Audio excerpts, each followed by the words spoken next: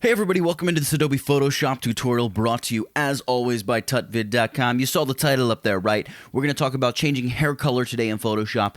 And today we're going to focus on changing a brunette's hair color. This will work with any guy or female, or even animals for that matter, that have dark hair. We're going to work on blonde and light hair in another tutorial, but I'm tackling brunette first because especially the brunette to blonde conversion tends to be pretty difficult. We're going to cover all kinds of hair color changes though. We're going to change maybe 4 or 5 different colors here in this video. You're absolutely going to love it. Now, if you do enjoy this video, all I ask is that you go ahead and hit the subscribe button, subscribe up. That way you never miss another one of these video tutorials in the future. And if you really love the tutorial, I'll keep it short, but go ahead and pick up my Photoshop course. You're absolutely going to love it, and it's all about how to retouch photos in Photoshop. Use that link that appeared in the top corner of the video. And with all of that in mind, let's get this thing started. So here we are in Photoshop. These are 6 different iterations of her hair. Can you guess which one is the original hair color? Well, this is actually the original hair color.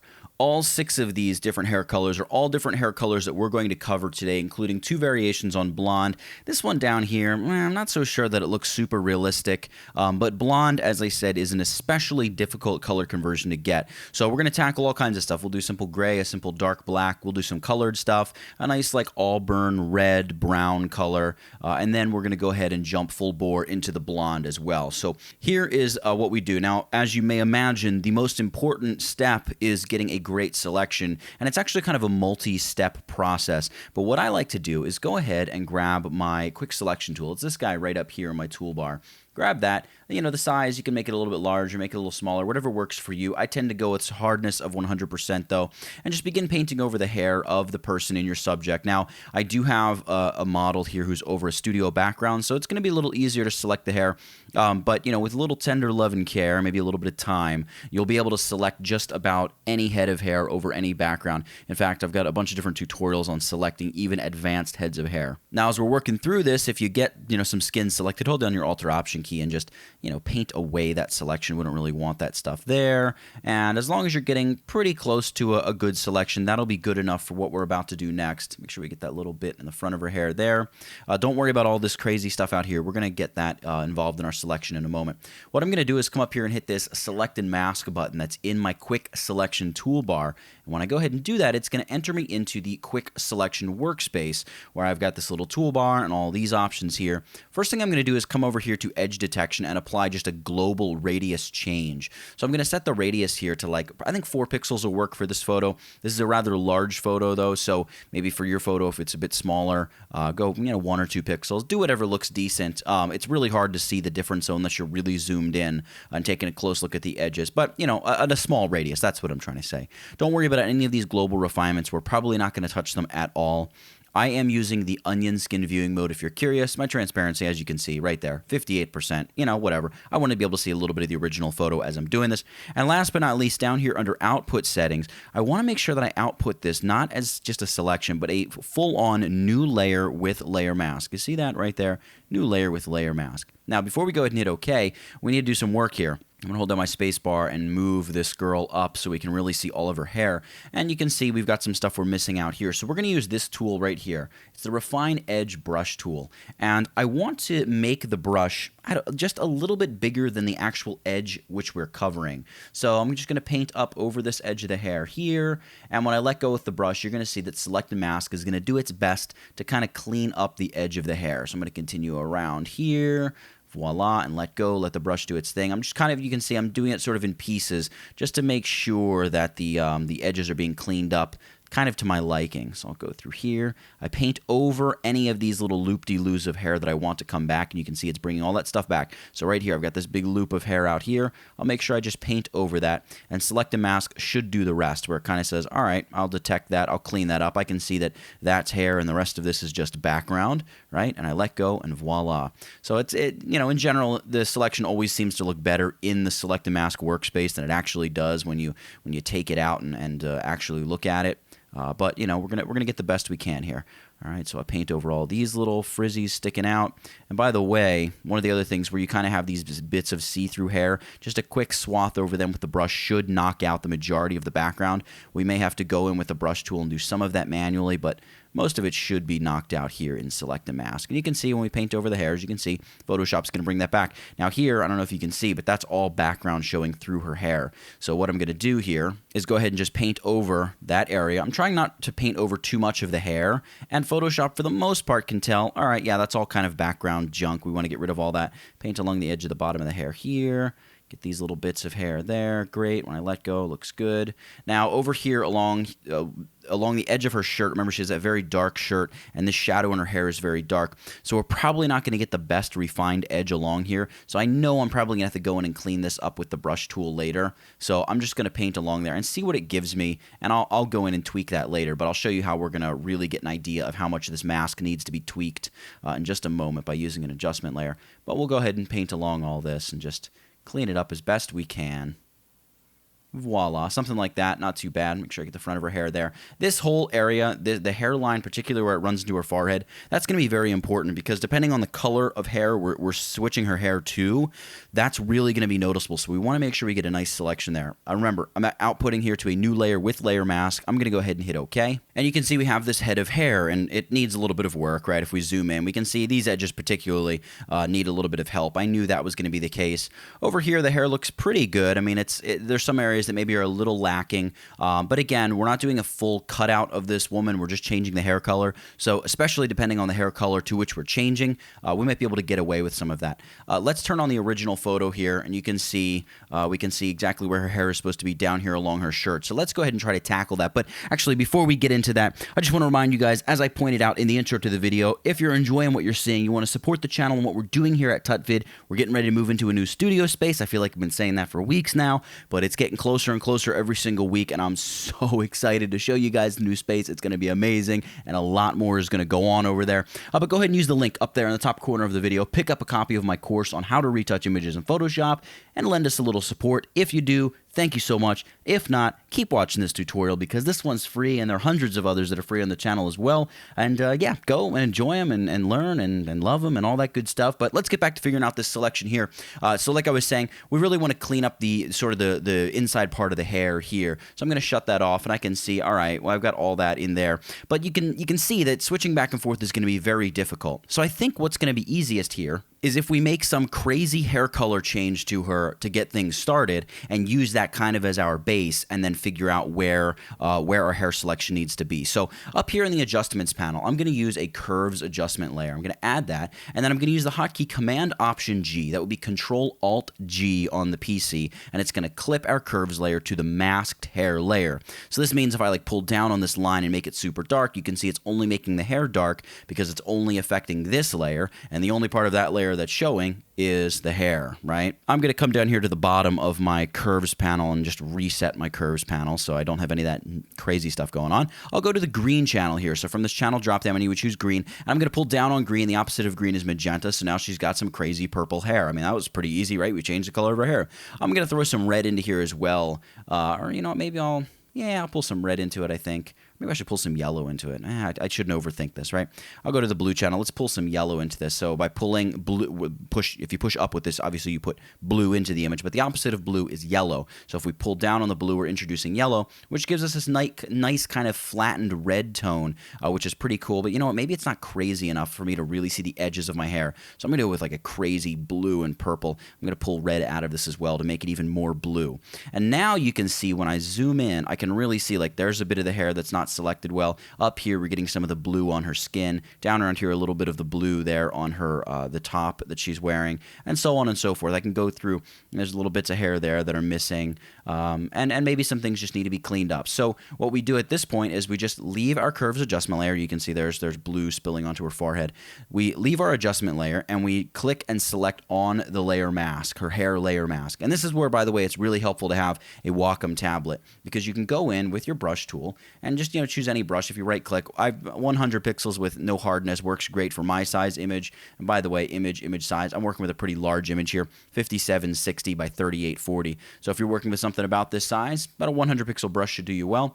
And I like to set the opacity of the brush really low. See here, I've got it at 10%, 10%, 20%, something like that tends to work really good. And I'm going to make sure my foreground color is set to black by hitting the letter D and then the letter X to flip my foreground and background colors. And then I'm just going to begin painting away any areas that shouldn't really have much in the way of color at all. So I can just paint a little bit there over the hair on her forehead, and maybe depending on the color, we'll paint some of that back in a little bit. And painting in is as easy as just flipping your foreground and background color. Whoops, just hit the letter X. Now white's my foreground color, and I can make sure that I'm painting in all the color that needs to be painted in up there. I can come down here. You can see it spilling onto her cheek. I'm going to use my bracket keys here, and they can make your brush larger or smaller. I'm going to go a little bit smaller on my brush. I'm down around 45, 50 pixels. Hit the letter X again, and that's going to set my foreground color back to black. And I'm going to paint away this stuff that's on her cheek. And you got to paint multiple strokes with your brush when you have your opacity as low as I do at 10 or 20, but it really gives you a huge amount of control. You can see here her little earring is getting all covered in blue. Now I know that this needs to be painted away, so maybe I'll hit the number 0, which just set my brush to 100% opacity, and that way I can just paint over that gently, but one fell stroke. Hit the number 1 again, and it sets my brush tool back to just 10% opacity, and now I'm just painting with black once more, and I come through here and I paint away and just make sure the hair is going to fade right into the rest of the image just as perfectly as I can make it fade in. Paint away some of that. Paint away some of that. And maybe I want to paint some color into those areas there. And I'm going to paint away the bits here on the back of her shirt that don't look right. I'll even hit the number probably 2 here to bump up the power of my brush to 20% opacity, just because I think that'll do us a little good here. Great, we got all the blue off of her shirt. Maybe I want to punch a little bit more color in underneath here. Something like that. You have to remember, shadows by their very nature typically don't possess a ton of color because they tend to be just, really dark. So just keep that in mind as you're kind of painting around your image. And an edge like this can be really difficult because you really need it to be super duper smooth, but it's also kind of partially transparent, which is also where a very weak brush like 10 or 20% opacity helps. So there we go. We have now cleaned up the selection, the hair selection, and we're ready to go and start changing your hair color to all sorts of different things. So I'm going to save this bluish purple hair. What I'll do is just hold down my shift key, select both of these layers, hit Command or Control G, and I'll just name this blue hair or something like that. I'm going to open up the layer group, and I'm going to select her layer. In fact, I'm going to call this layer Model, and I'm going to hold down my Alt or Option key and just drag a copy of this layer up above my layer group, right? Now we're back to just kind of the original hair. It's got a little bit of a blue fringe, so let's hit the little eyeball there and just shut that layer group off. Now we have another copy of her. Let's go with gray hair first. This is pretty simple. You come up here, you give a black and white adjustment layer, and we clip it to this lower layer, Command, Option, or Control, Alt, and the letter G. And there we go. She's got gray hair. We can do things like brighten or darken that gray hair using the yellow. Usually yellow and red sliders for a brunette are going to be where you get those colors. So we can make it like really light gray by going, boosting the red a bit. We can change just the overall tonality of it. Now, I am just working with a straight JPEG here. It's an 8-bit JPEG, but if you have a RAW file that you've shot and you have even more detail, your results are just going to be that much better. But you can see this actually looks pretty nice. So there you go. That's how you get just nice gray hair from a brunette model. If we want to make it more like jet black, I would add an additional curves adjustment layer on top of a black and white layer. Command Option G or Control Alt G to clip that layer again. And then just go ahead and drag down on your RGB channel and begin darkening that hair. And maybe pull up. So we add a point over here. We're going to pull up on the very highlights of it. But really the highlights, they don't really need to be pulled up too much. You want to be careful of making the hair too black because that'll tend to make things look bad. In fact, I'm going to pull down on the whites up here, because the highlights look way too gray. They almost look too shiny, right? So we're just going to pull down on the white point. That's going to help kind of darken and kill off some of those highlights a little bit. And then we'll make the overall hair just darker and dark enough until it looks kind of black. And then to kind of blend it with the original color, I would select that black and white adjustment layer and just reduce the opacity of that a little bit.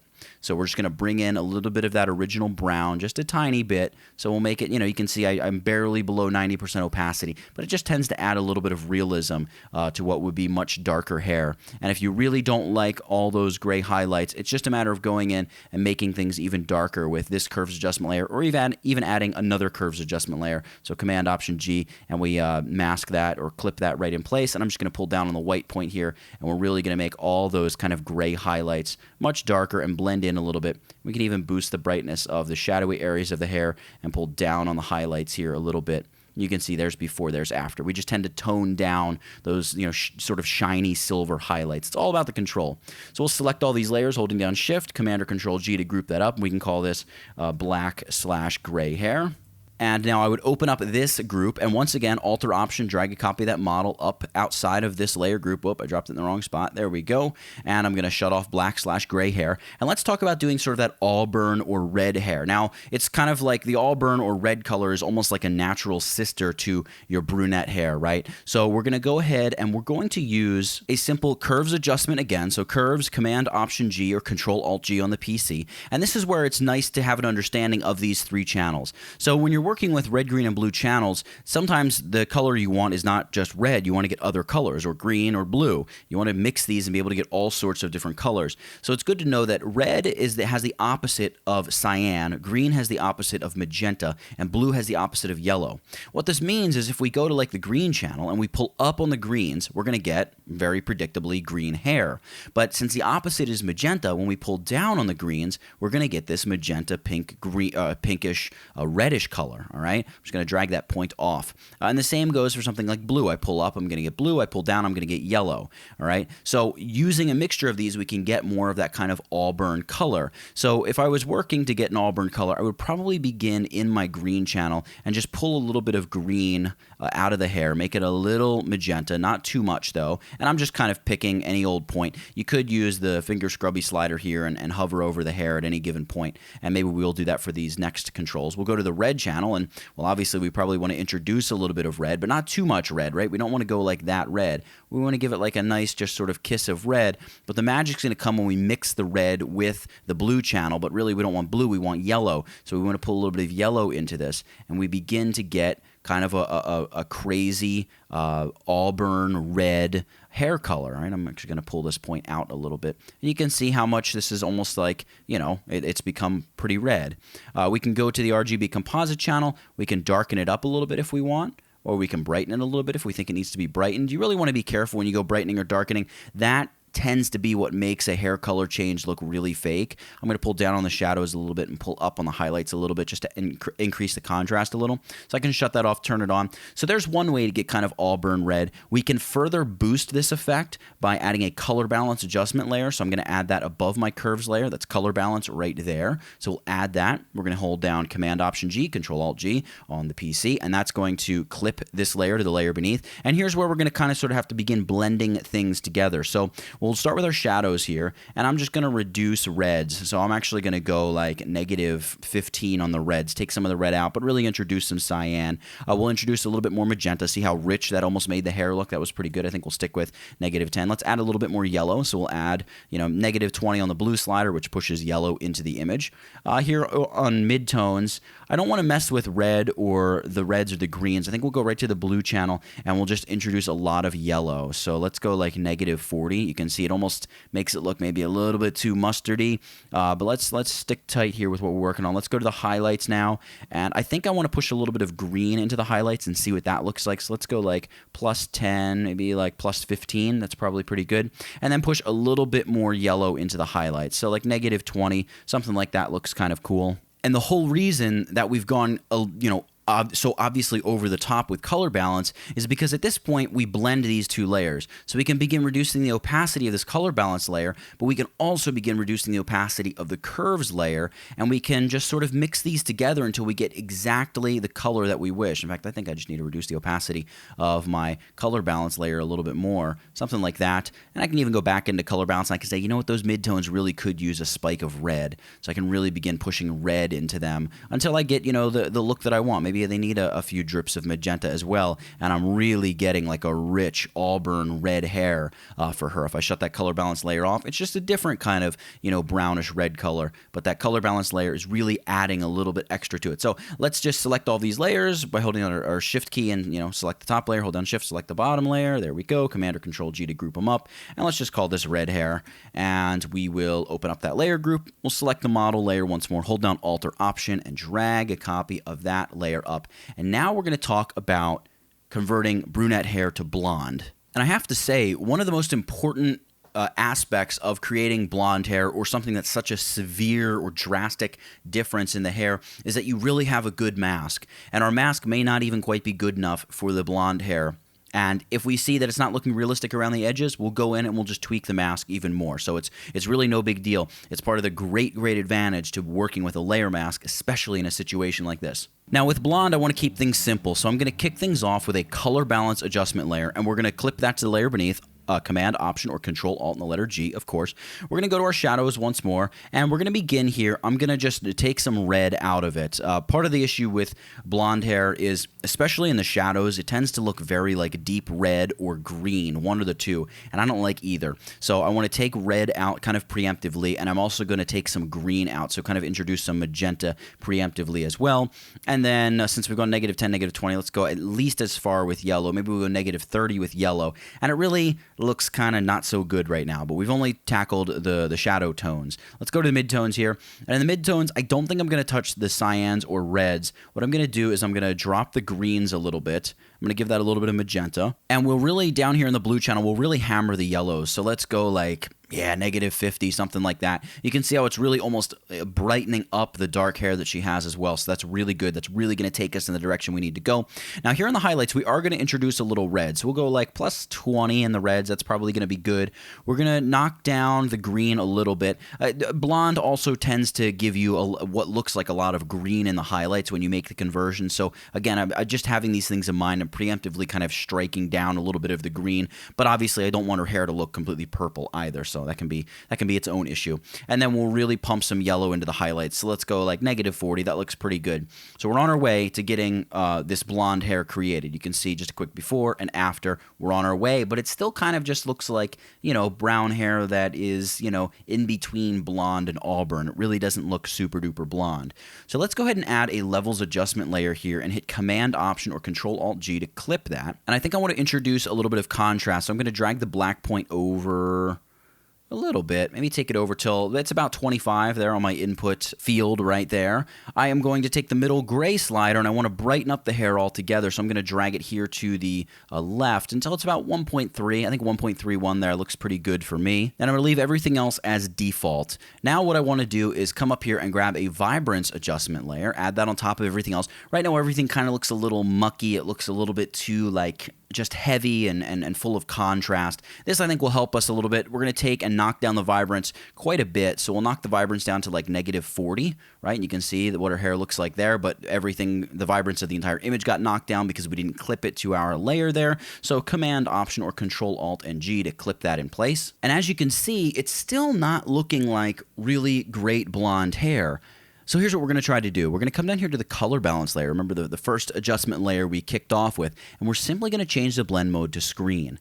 And you can see just by doing that, we're applying the color through the color balance, but we're also screening that entire adjustment layer, and it gives us this really crazy blonde effect. Now, here is where you can particularly see that it's not quite meshing with the forehead about as perfectly as we would like, nor is it meshing with the edges as correctly as we would like. So we can go into this layer mask here, and again, this is where it's very helpful to have a Wacom tablet. Grab that brush tool. We're just working at an opacity of about 20% and make the brush really big. You want it to be really big with really soft edges, and just push back some of that blonde flat color. Now my foreground color was black. I just hit the letter X to flip the foreground and background color to make it white. Now I'm going to paint some of that color in right here, and I'm going to try to get rid of some of this dark fringing here along the edges. Getting rid of any of that dark fringing is really going to do a lot to help your effect look much more realistic. But you want to make sure that you don't paint that lightness onto the background, because then it's going to start looking pretty fake again.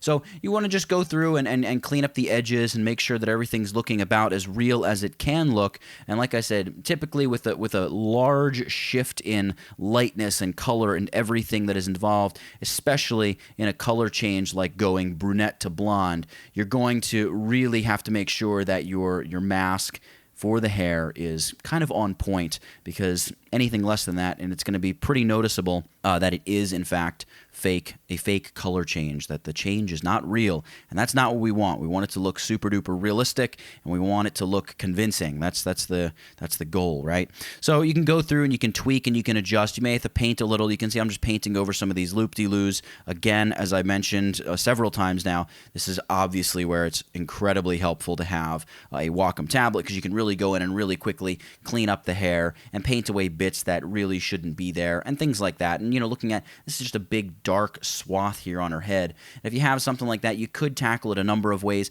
Honestly, what might be easiest is if we take like a curves adjustment layer here and we boost the brightness factor, right, a little unnaturally, and just clip this to that layer stack, Command Option or Control Alt G, and with the layer mask selected, hit Command or Control I just to invert the layer mask and hide it. And actually, we don't want this clipped. What am I thinking? Command Option G to unclip it. That'd be Control Alt G, obviously on the PC. We don't want it to be clipped in there because, well, you'll see. What we want to do is take our brush, and I'm going to set the opacity of the brush to 10 by hitting the number 1, and I want to paint with white, so I'm going to flip my foreground and background color, and we want to paint over this darker area of her head. So obviously, if this isn't part of the original hair mask, we're not going to see it if we clip this to everything else. And we'll go in here and we'll just begin brightening up this part of her forehead and just generally trying to make it match kind of the base of the hair a little bit more. It's going to give us a little bit more of a natural transition. And when you do it, obviously you can see that we've got this very obvious bright bulging area there. So you just set your foreground color to black and just paint that away until everything fades together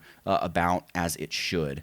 So you can go over, you can spend as much or as little time just kind of fading all this stuff together. You can even go back to the original hair mask at this point and try to fade it together a little bit more and painting with white. And it's all about, like I said, it's all about getting that mask right. If you get the mask right, it's going to look super realistic and incredibly believable. If the mask doesn't look good, doesn't really matter what you do color-wise. You're never really going to make it look super-duper believable. So there we go. We covered the auburn. We covered the kind of the good blonde. I don't know that I'll show you here. Here's how you get kind of add more yellow to it. You come in here to your levels layer, right, and go to like the blue channel. And what's the opposite of blue-yellow? So we pull back on our gray point here, and it's going to introduce blue, which is going to give us more of this kind of chrome look. But if we push it toward the white point, we get more yellow. So you can see, there we go. We got more yellow. And if it's looking a little green, you can go in here to the green layer and just push in a little bit more magenta. But you got to be careful that you don't fill your shadows with a bunch of red and magenta, because again, that just is going to look really incredibly fake. So that's how you get a little bit more of that yellow. I'm going to undo a couple times, take me back to more of the platinum blonde color. And that, my friends, will pretty much wrap up our hair color tutorial, specifically converting the hair of a person with darker or brown hair, a brunette, if you will, how to convert their hair from brown to just about any color under the spectrum. We use a bunch of adjustment layers, and it's really awesome. Again, if you've enjoyed this tutorial, make sure you subscribe to my channel so you never miss another one of these videos in the future. And for changing hair color, specifically brown hair to other colors, using adjustment layers and masking and selected mask and all the other stuff that we used in this tutorial, that's it. Get it, got it, good. Nathaniel Dodson, tutvid.com. I'll catch you in the next one.